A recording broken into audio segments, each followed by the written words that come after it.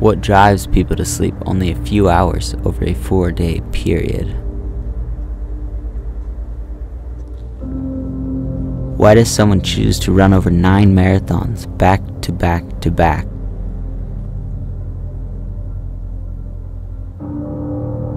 Why torture one's body both physically and mentally?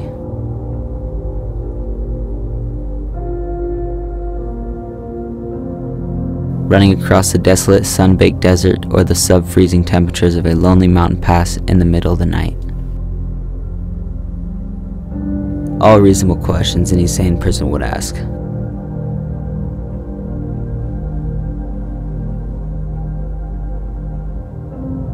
Questions inevitably every runner will ask while running an ultramarathon.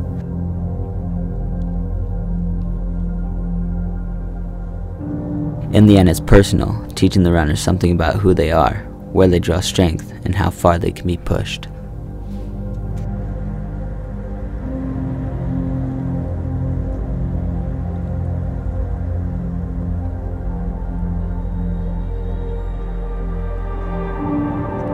For Sylvia Greer, the Moab 240 gave her a third chance to answer these questions. Earlier in the summer, she had run the Tahoe 200 and the Bigfoot 200.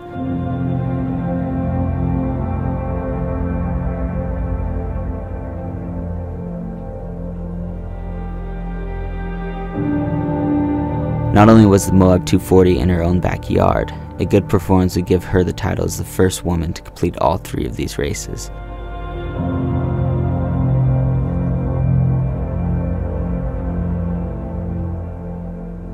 Known as the Triple Crown.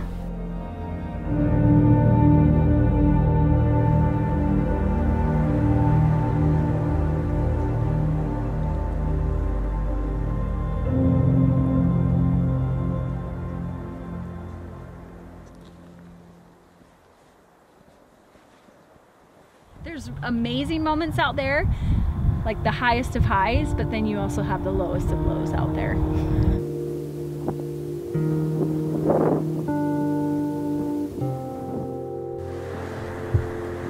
There's a saying that a long and arduous task is like a marathon and not a sprint.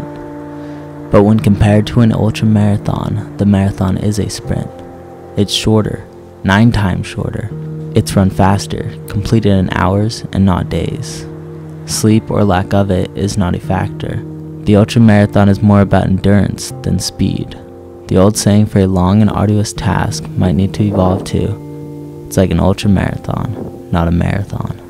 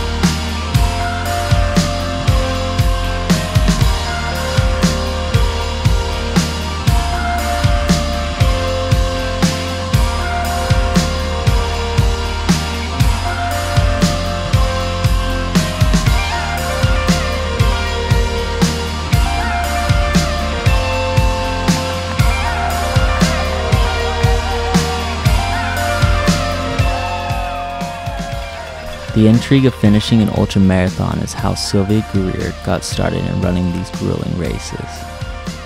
In the end, Sylvia was the first woman to complete the Triple Crown when successfully completing the Moab 240.